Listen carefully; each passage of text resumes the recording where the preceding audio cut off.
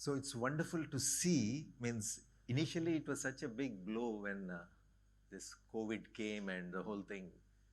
We were wondering how to move forward. And in such a quick time, we were able to bounce back. And the way the teachers just picked up this entire new mode of teaching, and also God's grace was upon the children who also got adjusted to this new way of learning. And God provided for us all the resources, not only in terms of finances to equip everything, but also in terms of people who are required to do all this. Okay. So once again, it's a wonderful thing. Okay. So now, is this on? Can we have this? Okay, we are starting a new sermon series called Gospel Renewal. Okay, so before we go for this Gospel Renewal, can we recollect any of the previous series that we did? Can anyone recollect what was the series we did for Christmas?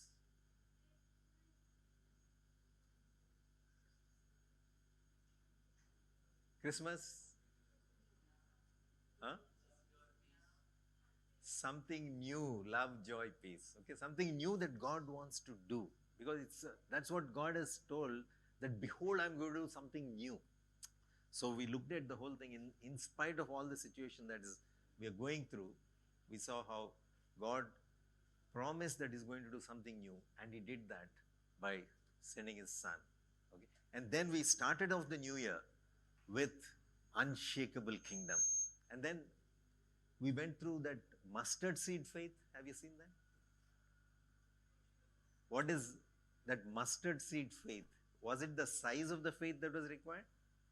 Or was it that kind of faith that was required? Okay, it's not just that, means the potential that was there in the seed. Okay, how it grows into such a huge tree. Okay, from such a small. And then we looked at how to renew. Means God wants us to renew us in our commission. And what is the commission that was given to us? What is the commission? Great Commission? Go make disciples. So we looked at the whole thing of making disciples, not just making people to believe in Jesus, but to take it on further, how we find rest in Jesus, how Jesus calls us to take His yoke upon us and then move forward. And then Jason took us through that whole grace-fueled obedience. Okay, so in all this, if you actually look at, gospel is at the center. So we wanted to look at gospel closely. So generally, when we look at the gospel story, we look at the fall and then redemption. Means all have sinned and fallen short of the glory of God. Okay, and Jesus came to test. Yeah, all have fallen and fallen short of the glory of God. Okay, and wages of sin is death. But the gift of God is eternal life through His Son, Jesus. Okay, and that was the general focus all along, till there was a correction to this understanding. It is just not about fall and redemption. It starts with Genesis 1, which is about God's creation, God's wonderful creation, God's design for this entire creation. And then after redemption, it's about how this entire thing is going to be restored back to what God had planned. So the correct understanding we looked at is the 4th chapter gospel. Now, if you see in this, between redemption and restoration, what happens? Redemption and restoration. If there is nothing, then the moment we are redeemed, we are supposed to be restored. That means Jesus should come back. But then redemption is over, Jesus is yet to come back, then we have this 5-chapter gospel, which is creation, fall, redemption, renewal, and then restoration. So the context that you and I are now living is in this renewal, where Jesus accomplished his redemptive purpose for which he had come, and then the call that he has given us to make disciples is a process of renewal that God wants to do right here and prepare everything for Christ to come back, and he's going to restore everything. Means there'll be no more sin, there will be no more tears, there'll be no more death, and God's perfect rule will come back on earth when Jesus returns. But till that time, it is an ongoing work that Jesus does is by renewal. And the way he does that is purely by gospel. Nothing but the gospel. So that's why we are now getting into this new sermon series, that gospel renewal. Renewal is not by anything else but by the gospel. Because generally there's a tendency saying, okay, gospel is only for salvation. So now for us to now get things right, now we start looking at our sanctification. Let's do something. How do we sanctify? Okay. But if you see, everything is based on the gospel, not only our salvation, our sanctification, and finally our restoration is centered around gospel. So gospel is so unique. It's absolutely unique from what we generally tend to follow. We generally tend to follow a religion. Okay? And all religions, irrespective of which religion it is, they all give good advice, including the religion of Christianity. If it remains as a religion, it's all about how to do things. Okay, 10 steps to manage your anger. Okay, or how to find God. Okay, different ways.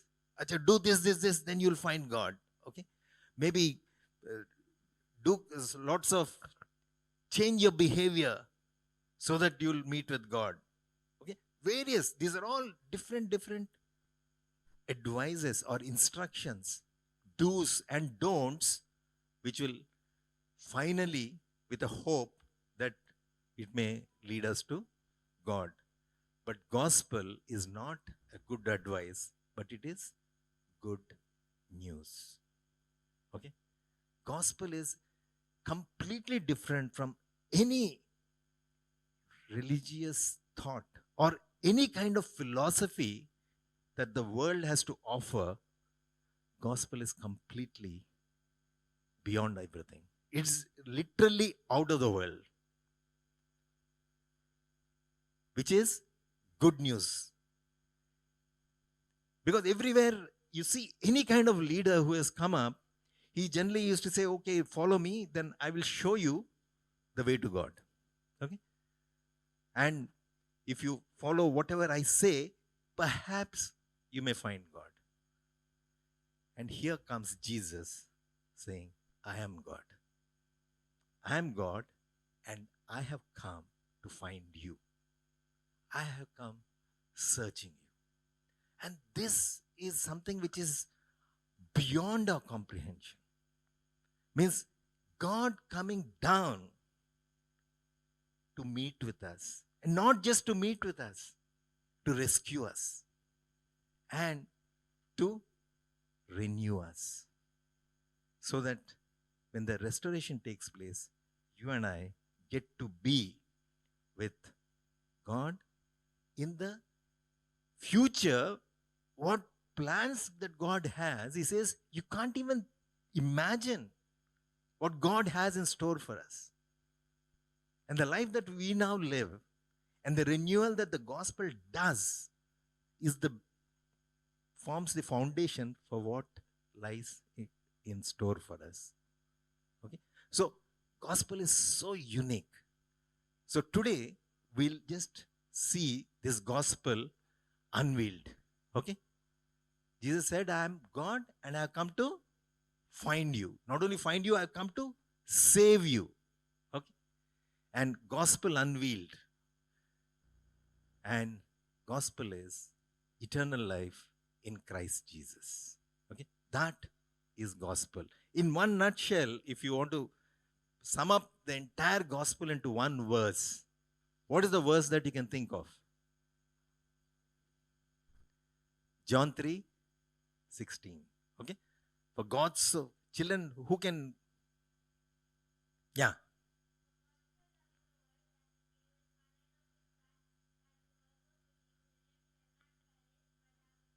Wow. See?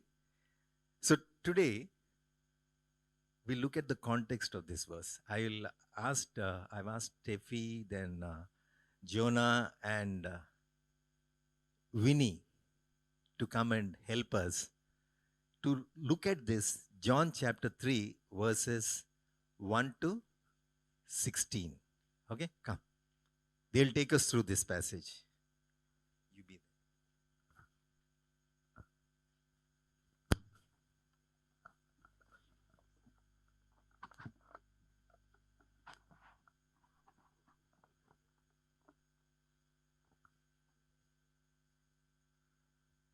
Now there was a Pharisee, a man named Nicodemus, who was a member of the Jewish ruling council. He came to Jesus at night and said, Rabbi, we know you're a teacher who has come from God, for no one could perform the miraculous signs you are doing if God were not with him. Very truly, I tell you, no one can see the kingdom of God unless they are born again. How can a man be born when he is old? Surely he cannot enter a second time into his mother's womb to be born. Very truly, I tell you, no one can enter the kingdom of God unless they are born of water and the Spirit. Flesh gives birth to flesh, but the Spirit gives birth to spirit. You should not be surprised at saying, you must be born again. The wind blows wherever it pleases. You hear its sound, but you cannot tell where it comes from or where it's going. So it's with everyone born of the Spirit. How can this be? You are Israel's teacher, and do you not understand these things? Very truly I tell you, we speak of what we know, and we testify to what we see, but still you people do not accept our testimony. I have spoken to you of earthly things, and you do not believe. How then you will believe if I speak of heavenly things? No one has ever gone into heaven except the one who came from heaven, the Son of Man. Just as Moses lifted up the snake in the wilderness, so Son of Man must be lifted up, that everyone who believes may have eternal life in him. For God so loved the world that he gave his one and only Son, that whoever believes in him shall not perish but have eternal life. Thank you, Winnie and Jonah. Okay. And Steffi. Let's pray. Can you adjust? Yeah. Father, we thank you, Lord. Thank you for this gospel, which is just beyond our comprehension. But it is the gospel which gives us this wonderful privilege of being your children, Lord. And also this whole morning, Lord, you looked at, you showed us how holy you are. Just the angels were really in awe and they were unable to even come into your presence. And now you, Lord, enable us through your gospel to come right into your presence. We such sinful people, Lord, you made a way for us to walk right into your presence. And you're doing that renewal work in and through us through this gospel. So as we're going to look at this gospel in a fresh way, Lord Jesus, as you have unveiled this to Nicodemus, I pray you will, Lord, reveal this to us here as we dive into this word to really see what is it that you want to communicate to us. Holy Spirit, help us. Because unless you open our eyes and open our ears, open our hearts, Lord, it's impossible to even comprehend the normal things, leave alone gospel, which is simply out of this world. So I want to submit myself especially, Lord. Help me as I serve my brothers and sisters. In Jesus' name we pray. Amen. Amen. Children, good advice and good news. Okay? What would you prefer? Suppose your teacher comes and says, this is a very tough subject, okay? You must really study hard. You do like this, then you will excel. Okay? That's good advice. But the teacher tells you, look, I am with you. I'll sit with you. I will teach you. I will help you. And you will do well. Which is better? Good news. Yeah? So today we'll look at good news. Because frequently we keep getting bombarded with good advice. Not only from outside, from the inside, we get drawn to a good advice. Because generally there are, primarily following God, there are two options. Either you believe in God and follow Him, or don't believe God, reject Him, live your own way. There are two ways. Okay? But rejecting God also, there are two ways. One is, God, we don't believe you. We don't care what you, and I want to live my way. And the other way is, God, I want to follow you. Means, I'll follow everything, what you want me to do. And because I'm following all this, now you owe me a better life. You owe it to me. Because I will follow you. And that is religion. Seemingly it looks as though you're following God, but actually the motive is we are rejecting God as our Savior. It's impossible for us to follow Him but for His salvation work. Jesus said, apart from me, you can do nothing. But religion is frequently, we keep trying to focus on our self-effort, self-achievements, and take it to God and say, God, look how good I am. Now you better give me. Okay? Answer this, answer that. And the moment you don't get anything, you're completely, I've been doing all this and nothing is happening. So we tend to get angry. We even get angry with God, saying, God, all that I'm doing is of no use to you. Doesn't this count? So religion is a very, very dangerous thing to fall into. Because even after coming to know God and being saved, there is a tendency for us to keep falling off into religion.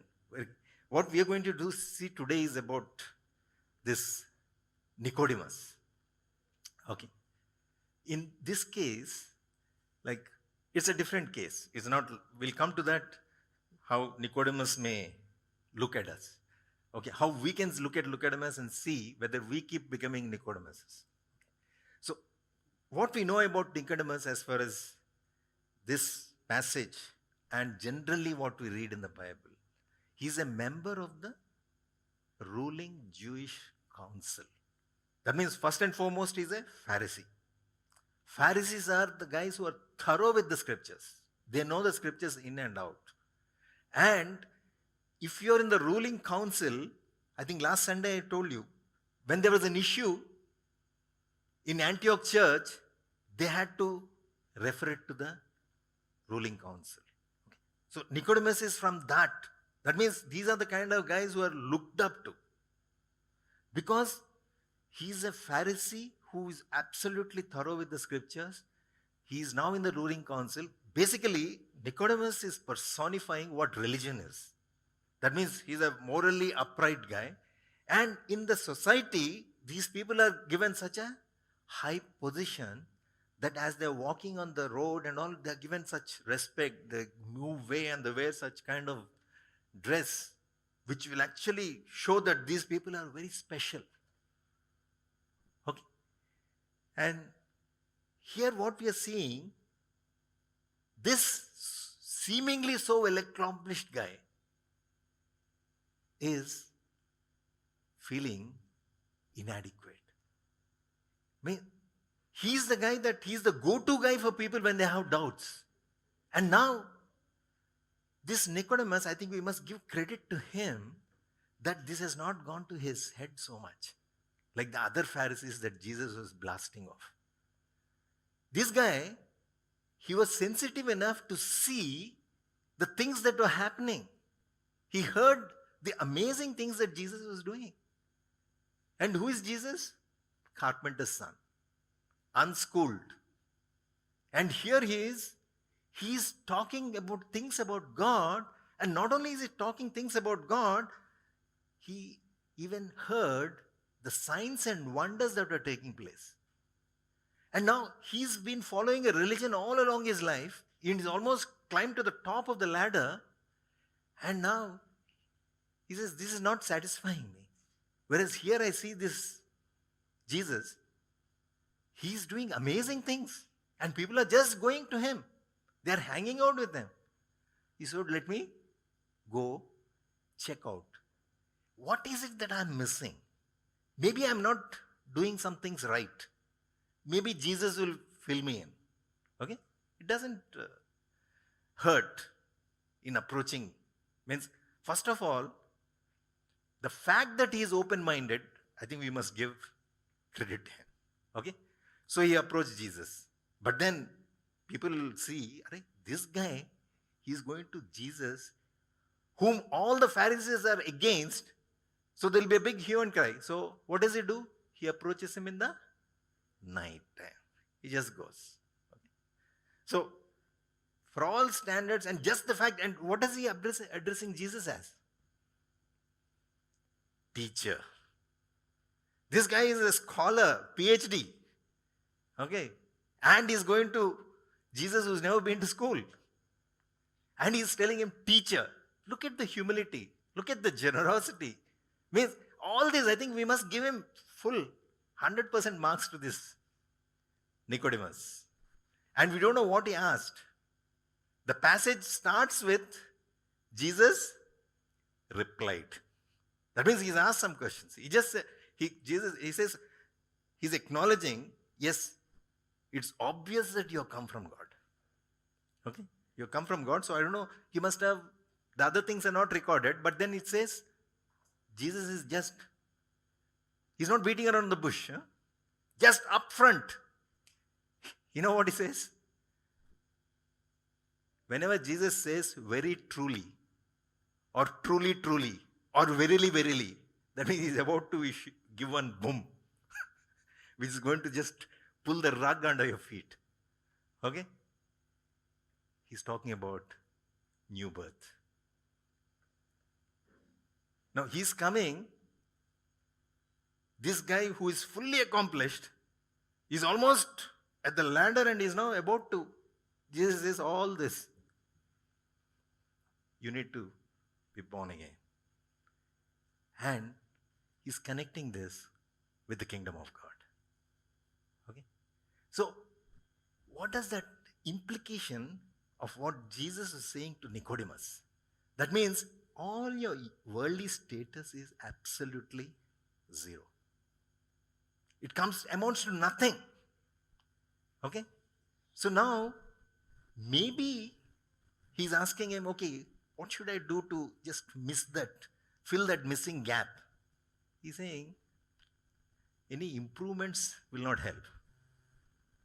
It's not the question of you becoming a much better person so that what is required is you need a new life.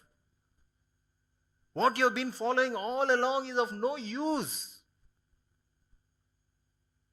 By saying that, you must be born again. Then that whole conversation means, will I go back into my mother's womb and all that? But Jesus is just now pressing on. Not once. Again he says you must be born again. And that means you actually need new life. New life is what you need. It is not a question of improvement in your knowledge, in your skills, or even in the list of things that you have to do. Maybe that, oh, you got 350 rules, you missed 352, 353. It's not that. What you need is a completely different life. Okay? And when you get this life, you will get new sight. You'll start seeing things which you have not been seeing all along. Okay? And now Jesus is saying, once you start seeing these things, then you'll get an entry into the kingdom of God. So in the entire book of John, Gospel of John, kingdom of God is mentioned just 3 times, I think. And the other one, it doesn't even say kingdom of God. He says, he's telling Pilate that my kingdom is not of this world. Whereas if you see, Matthew is all the time talking about kingdom of God. So, but now, he's now, in that short transaction, he's bringing kingdom of God twice. He says, you will not see the kingdom of God, and you will not enter the kingdom of God unless you are born again. Okay. So, kingdom of God for a Pharisee, what would it have meant at that time when Jesus was communicated to him? The Jews believed, even now they believe, that at the end of times, God is going to renew everything. There's going to be a renewal of everything where God's rule will come. Okay? And that renewal will be done by God's power. So now here Jesus is coming and to telling Nicodemus, all this you're doing is of no use. You need a new life so that you can see the kingdom. And when is this kingdom going to come? At the end of time. It's in the future. But now he says, he's somehow hinting that you can get that new life now. So how do we get to this? Is in Matthew, in chapter 19, I think verse 28, Jesus said to them, truly I tell you, at the renewal of all things, means Jesus is actually connecting with what's going to happen at the end. Okay? When the Son of Man sits on the throne, when Jesus comes back, he will come in judgment. Okay? And you who have followed me will also sit on the 12 thrones, judging the 12 tribes of Israel. So now, this is, Jesus is clearly means hinting at the end of times. The thing that is going to happen at the end of times, the power that God is going to use at the end of times to bring renewal, Jesus is talking exactly about that power with Nicodemus. And even if you look at Paul, when he's writing to Titus, he's saying, but when the kindness and love of God, our Savior, appeared, he saved us not because of righteous things we had done, that means not because of religion, but because of his mercy. He saved us through the washing of rebirth and renewal by the Holy Spirit.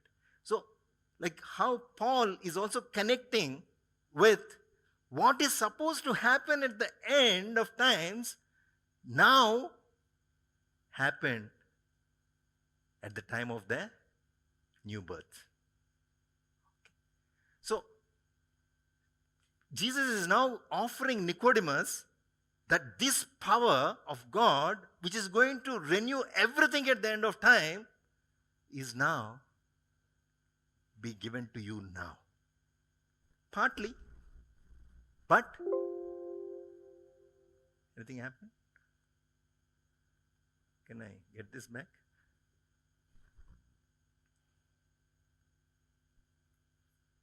It's come? It's gone further? Yeah, okay.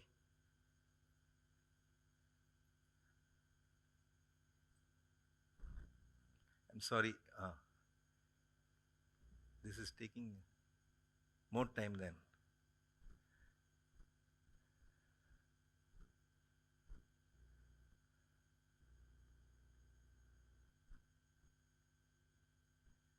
So Jesus is offering Nicodemus what is going to happen at the end. God's power, which is going to renew everything, you are not going to get it now. Today. Okay? You will get it, but it will be partial.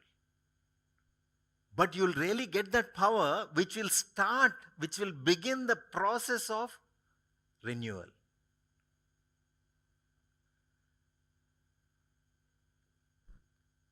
So, actually, this renewal that Jesus is talking, the new birth that Jesus is talking, the new life that Jesus is talking, is so radically new. It's radically new from anything that the world has ever known till that time. Okay?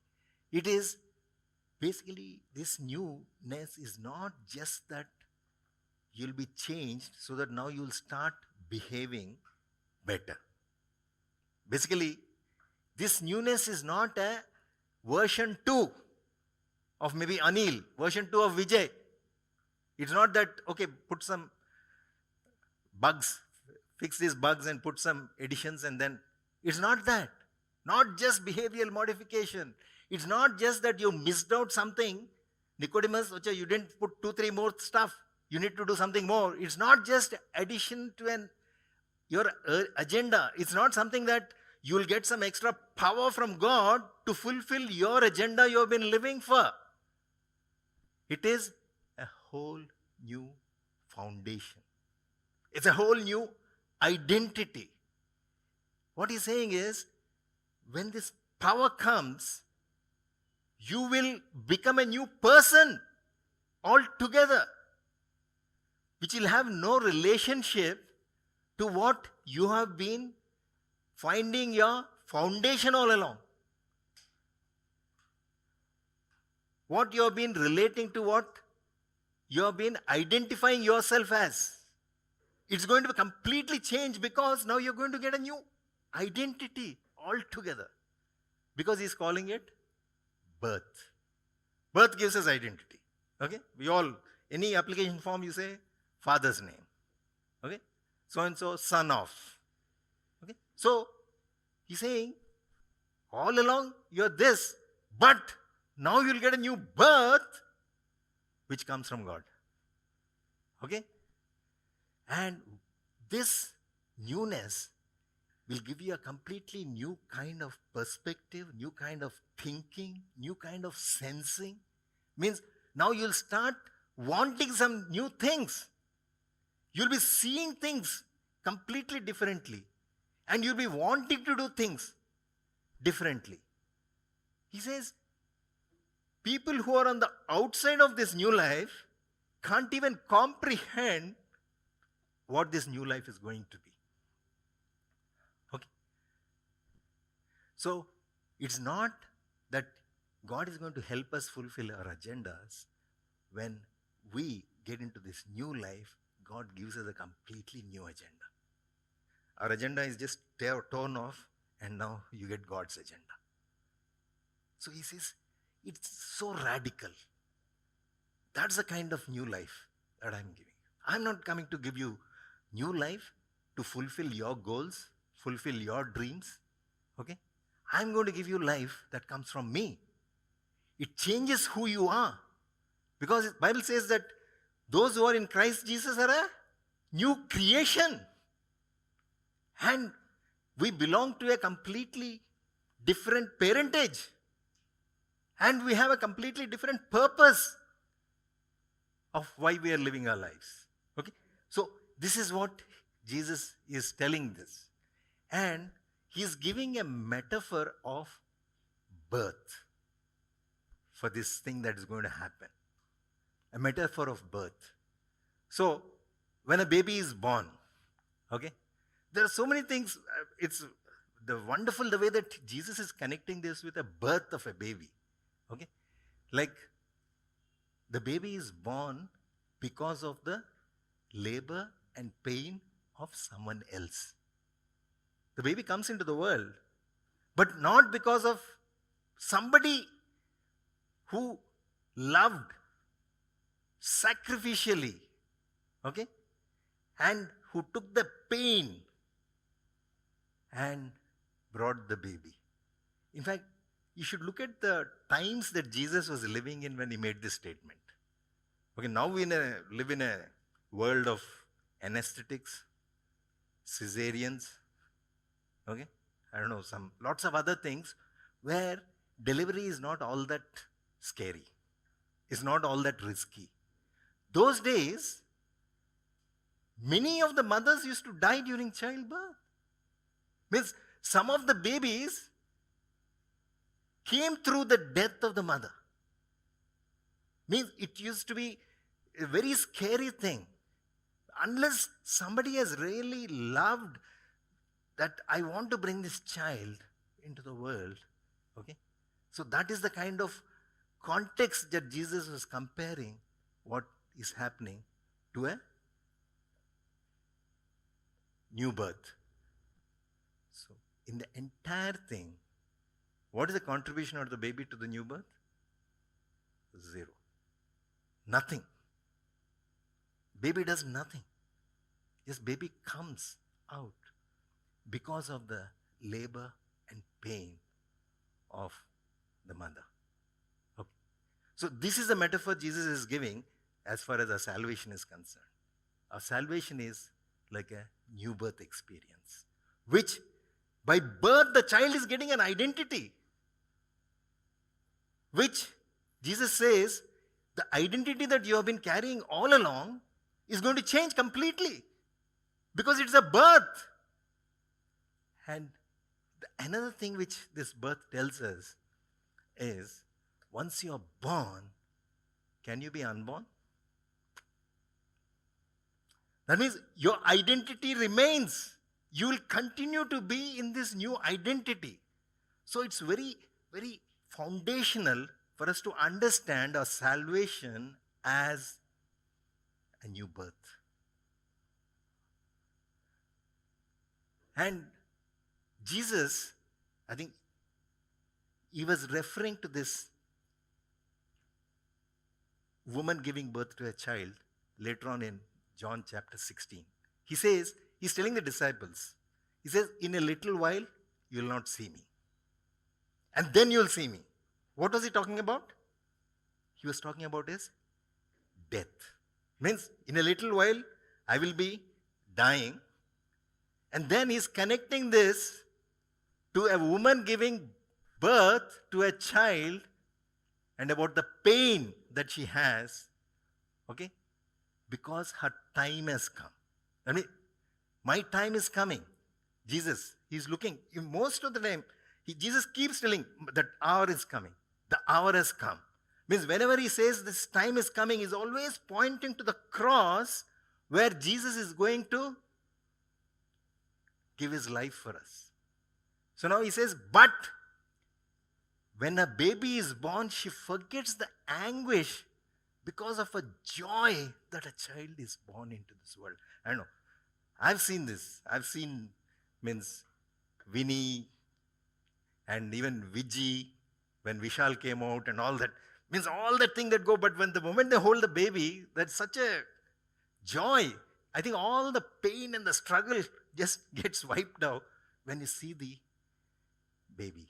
And Jesus is comparing his hour to his woman giving birth to a child. Okay? So we can connect this with what the writer to the Hebrews is saying.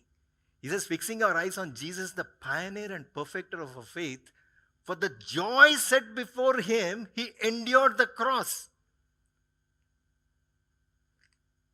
scorning its shame, and sat down at the right hand of the throne of God. So, friends, our new birth does not come because of our labor and pain. Because Jesus struggled for us. Jesus took the pain. He's not just that suffered for us. Jesus gave his life for us on that cross, not grudgingly, because he loved us so much that he was happy to go to the cross because of the joy of seeing us getting this new birth. I think this gospel should really blow our minds. The Son of God comes down and goes through this ordeal because he doesn't want us to remain with our old identity. He doesn't want us to remain with the false thinking, saying, this is the way I can please God. He wants to actually give his life into us. And that life, which actually has the power, which is going to wield at the end of times, he wants to give it to us now, so that that power will start renewing us. Renew our thinking, renew our outlook, renew our hearing, renew our doing. It's not a minor behavioral modification. But then how does this happen? How does this new birth happen? You see, Jesus says, believe and be baptized. You'll be saved. And in fact,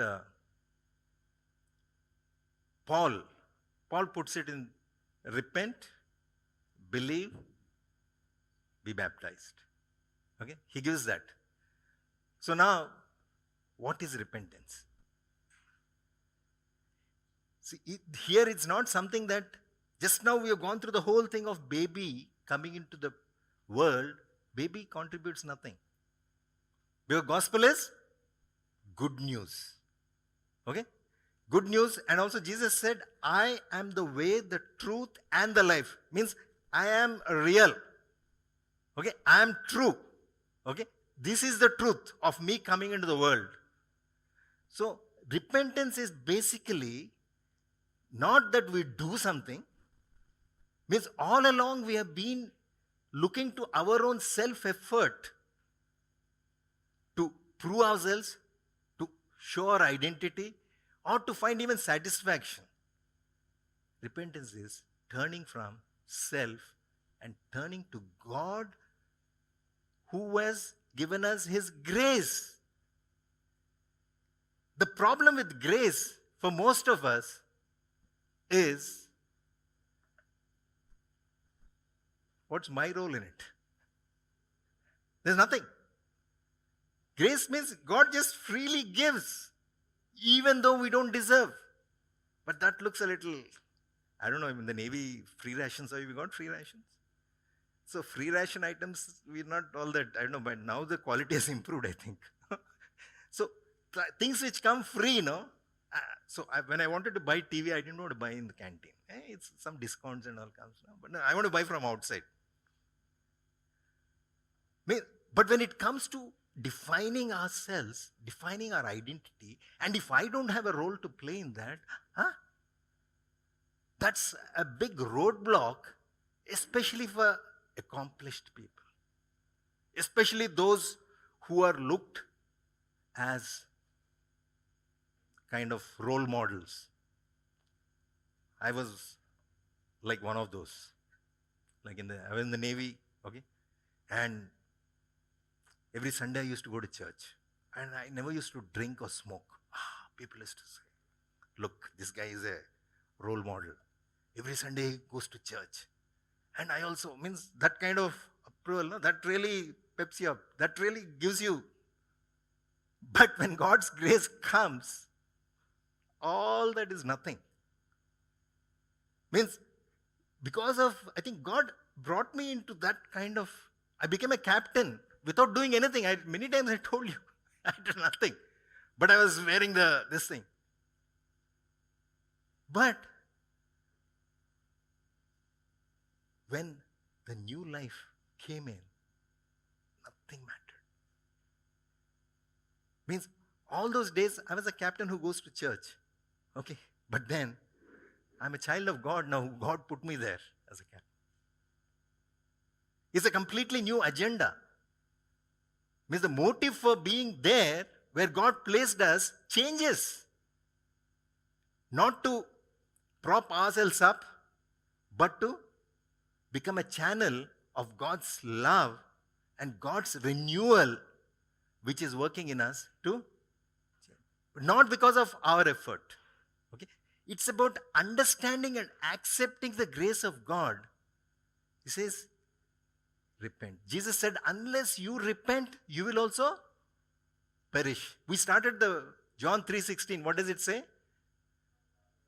For God so loved the world that whoever believes in him. Otherwise, if you don't believe in him, you'll perish. And Jesus said that.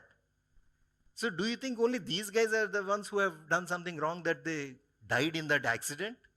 He says, you too will perish if you don't repent. So repentance is basically turning from our own self and focusing to God. And when we focus to God and accept His grace extended to us, then we get to see what God did for us. The amazing thing God did for us, sent His Son to die for us on that cross. Okay? So when we turn to God, accept His grace and believe in what Jesus did on that cross. On that cross, Jesus was laboring as though He was in a labor pains of a mother who is about to give birth. Why? To give birth to us, this new birth. And when we do that, then the life that you and I now get belongs to whom? The life was poured out, Jesus poured out His life. And that life, which was resurrected life, comes into us. So when we live this life, now, this is not our life, it is His life. So we surrender to God. This is nothing that, it is not something that you are supposed to achieve. It is not something that you are supposed to perform.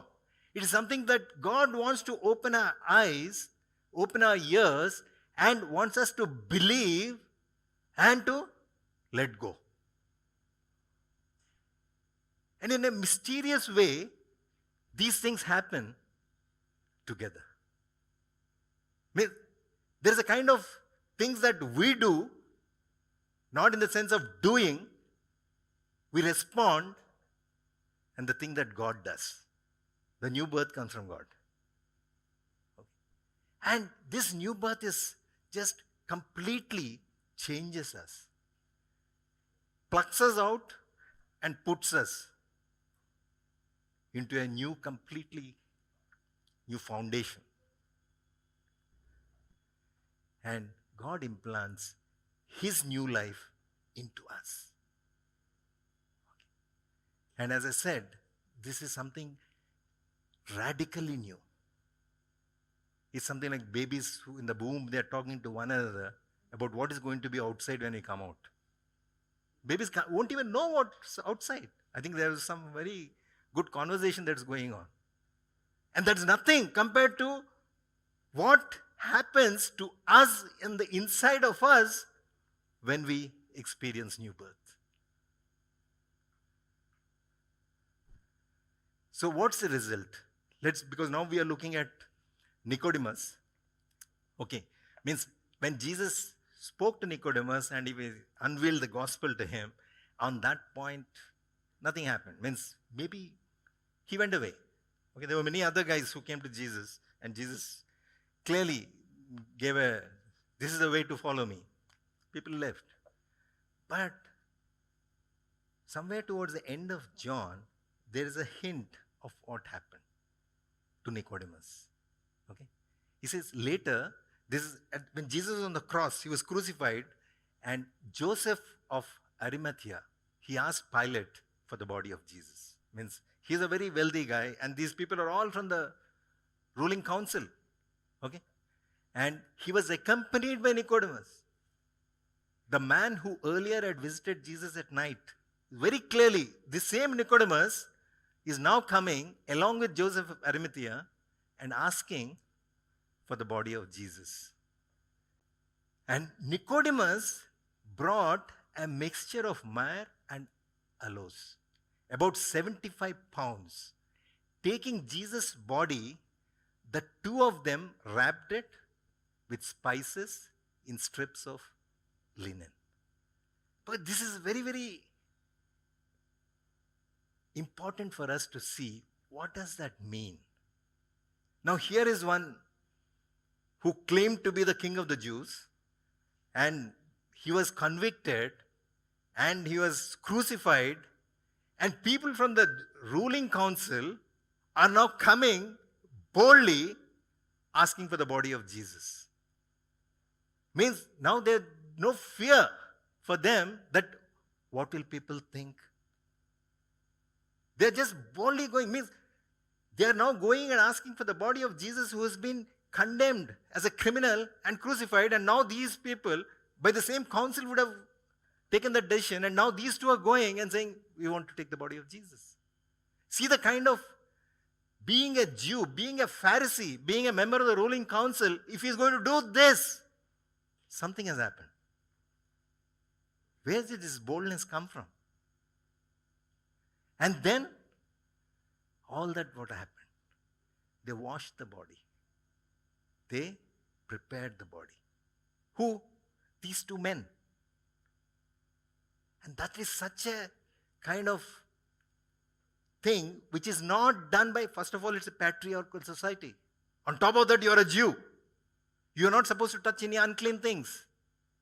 And these things are supposed to be done by slaves or women. Okay, these are all women's jobs. Okay. Now, Nicodemus crossed his cultural barrier. He crossed his gender barrier. He crossed everything. He just threw it to caution. And he's now doing it himself. That tells us how his foundation, his identity has been changed. And now he is a completely new person. He's not even thinking. So that is the result that you and I experience when we get this new birth. We get a new foundation. We get a new identity. We no longer look to our pedigree. No. Means when I was growing up, my dad was a gazetted officer. He used to, everywhere, he's so-and-so's son. Means that was the thing which used to give me. Wherever I go, people used to respect, especially his subordinates and all. That's how I grew up. And then I got into that Sainik school. And getting into Sainik school itself is a big thing. I used to. That was my identity. And then I joined Navy. And in the Navy, I kept growing. Getting promoted. And also he doesn't drink, he doesn't smoke. My collar goes up. My identity. But the new life crashed everything. It doesn't matter. Now, we had plans that once we retire from the Navy, we go home. We'll to a Vizag and do something. That is our agenda. Now God's changed the agenda. He says, you have a new agenda. You got a new purpose. Now everything. Now there is so much of questions. Why? How come you're in Kochi? You're retired, no? What are you doing? Hurry, you're not working. Means all course mates, they're all in some MNCs, director, this. Huh? You're wasting your life. It doesn't make sense. In fact, when Vishal accepted, means he got saved and all that, you know Vishal's email ID? Jesus freak. That's what people call. Means they can't make sense of what you, means that is the kind of transformation that God brings into our lives. Okay? A new foundation, a new identity, and now you have new appetites. Now you want to do stuff. Okay? And new sensibility. I was born in a Christian home. Okay? Reading the Bible and means having family prayers, go to Sunday school, And I used to recite and I used to get prizes for those 1 Corinthians 13 and all those. Tuck, tuck, tuck, tuck, tuck. It's a piece of paper, letters, recite. No change. No life. That same Bible, tuck, comes alive. And this looks like nourishment. This is like food.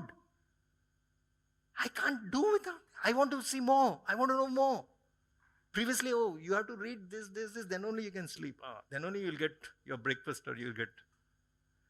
Now, you find time what to do. So God gives us new appetites. Now, new things you want to do. And shows you the spiritual realities which otherwise we wouldn't have seen. It's not that you're going to get some new vision. God unravels this new life, changes and gives us. And we surrender I self-determination.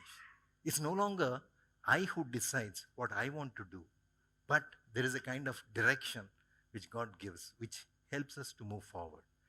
Okay? And a completely new agenda.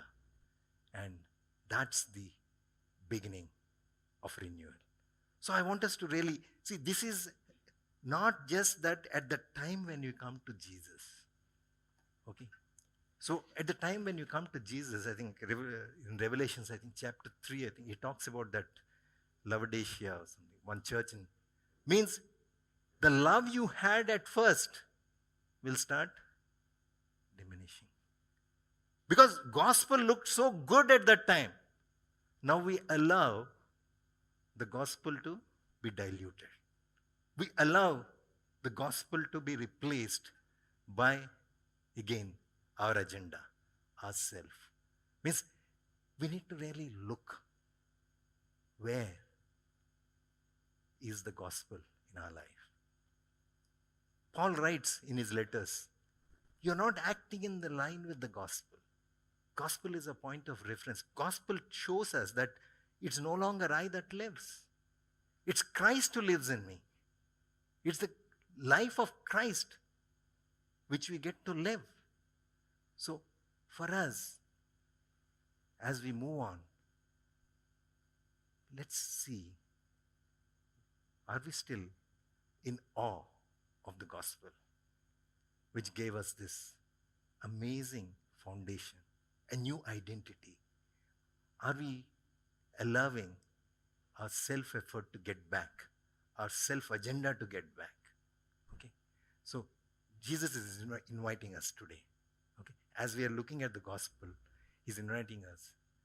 He's saying, I'm not going to make a better version of you. I want to give you a fresh infusion into your life. I want to give you new life. My life, it's a continuous. Because of this, God wants to keep giving his life. Okay. And today, this table that we're going to represents what Jesus did.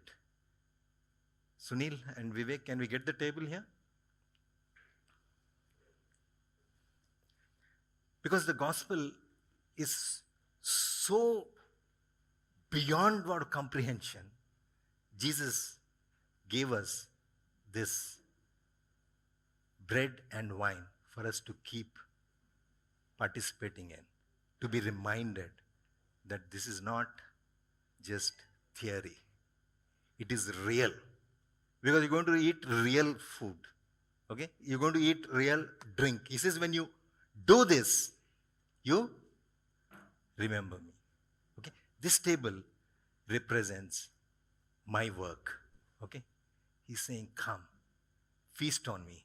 What you need is not some new directions, 10 steps to do this and 5 steps to do that, and how to control my temper or how I can turn the world. What is required is, come, feast on me and my love for you. If the worship team can come up, they will lead us in a song. Let's really sing that song and surrender ourselves. Whatever it is that things would have pulled us away, okay? And have a transaction with God. Engage with God. And again, it's God. Can I put this?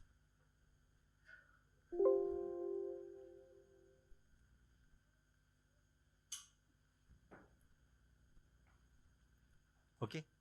So let the gospel renew us. Okay?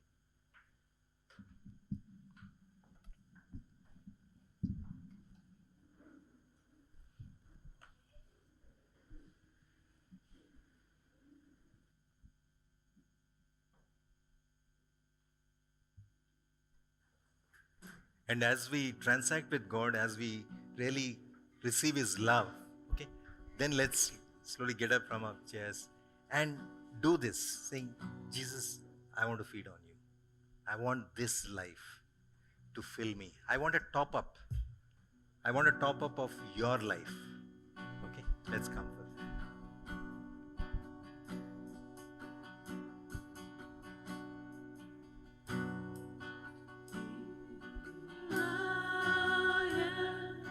Down on my knees again, surrendering all, surrendering all.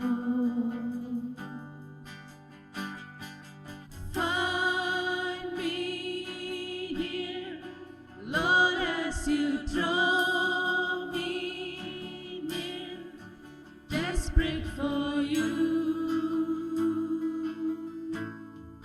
Desperate for you,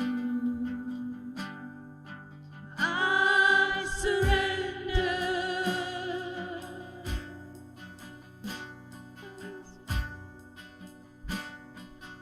Cleanse my soul as mercy and grace unfold. I hunger and thirst, Lord. I hunger and thirst. With arms stretched wide, I know you hear my cry. Speak to me now. Speak to me now. I surrender. Yes, Lord. I surrender. I want to know you more. I want to know you more.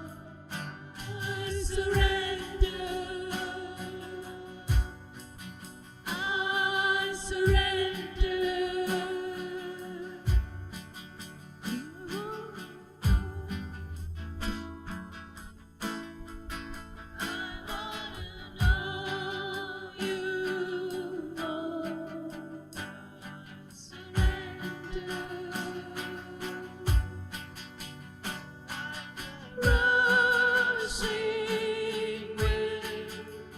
Jesus, breathe within. Lord, have your way. Lord, have your way in me.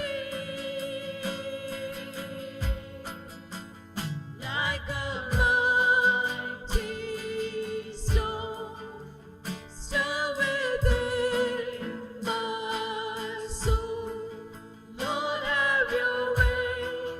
Lord, have your way in me. Like a rushing wind, Jesus, breathe within. Lord, have your way. Lord, have your way in me. Like a mighty storm, stir within my soul. Lord, have your way. Lord, have your way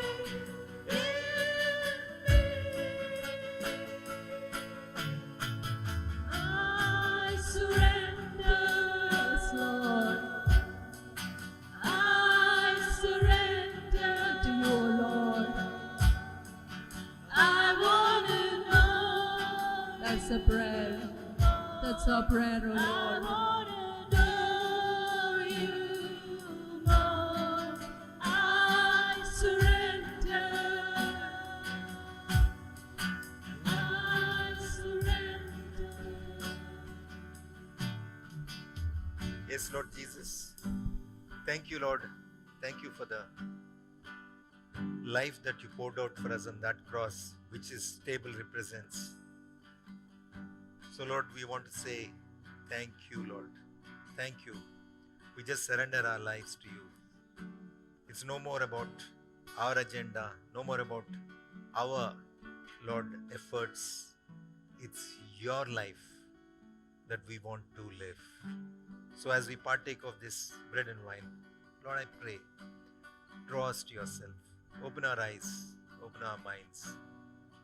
Fill us afresh with this new life that changes us, renews us from the inside, Lord.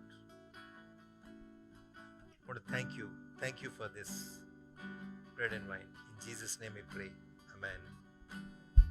Come and let's partake of this.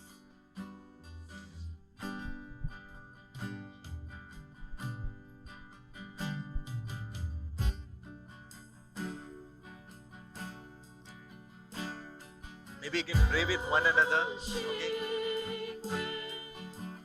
Jesus, breathe within.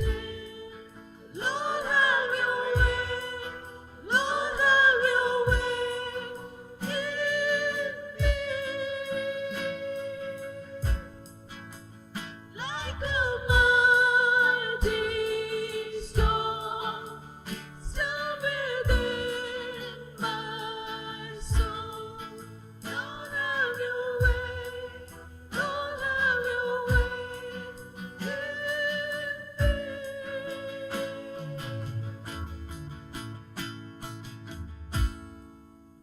I surrender. I surrender. I wanna know you, Lord. I wanna know you more. I surrender. I surrender. I wanna know you more. I wanna know you more. I surrender. I surrender.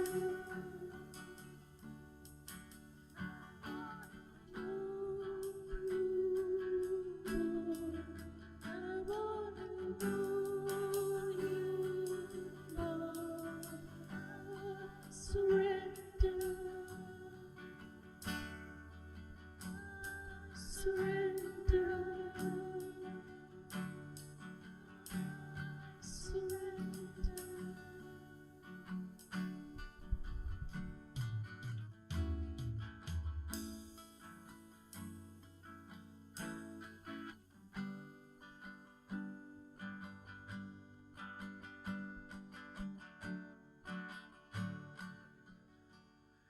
And now may the grace of our Lord Jesus Christ and the love of the Father and the ever-dwelling presence of the Holy Spirit, who keeps reminding us of this new identity that we have, be with each and every one of us as God continues to renew us through His gospel. In Jesus' name we pray. Amen.